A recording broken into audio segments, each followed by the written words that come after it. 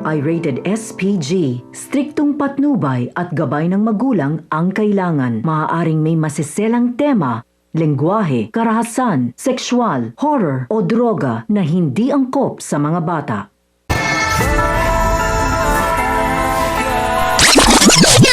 Laking pasasalamat ni Mokang sa kanyang kaibigan na sa Chiki dahil kahit papaano ay nagawa niya ng mabili ang gamot na kinakailangan ng kanyang tatay. Kung kaya't dito inalok ni Chiki si Mokang na subukan ang trabaho na meron siya dahil panigurado umunong mas bibenta ito kesa sa kanya.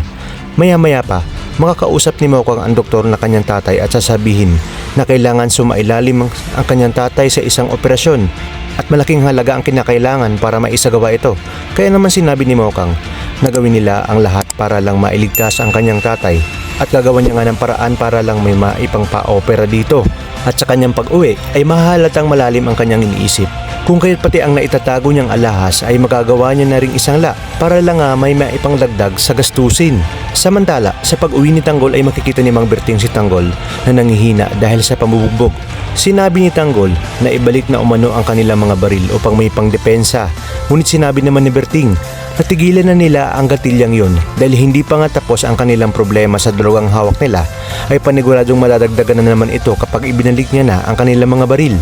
Sinabi ni Tanggol na kinakailangan niyang balikan si Mokang dahil panigurado umanong mahuhuli ito ng mga pulis sa oras na matsempohan ito ng mga parak at wag umanong mag-alala si Mang Berting dahil nakausap niya na ang kanyang nanay Tess at Lola Tinding upang tulungan nga siyang masabi sa kanyang tatay Rigor ang tungkol sa droga at kahit maibenta pa ang mga alahas ni Mokang ay kulang na kulang pa rin ito sa laki ng kanyang gastusin ay mapapaisip na siya tungkol sa sinabi ni Chiki kung saan ang pagbebenta nga ng laman.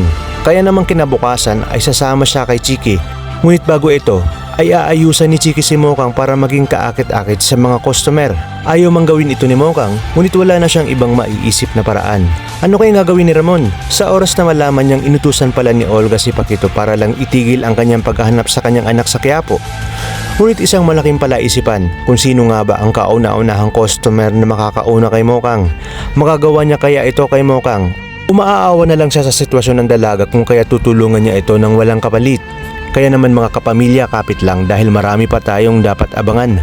Dito lang sa bagong tinututukan ng sambayanan, ang FPJ's Batang Quiapo.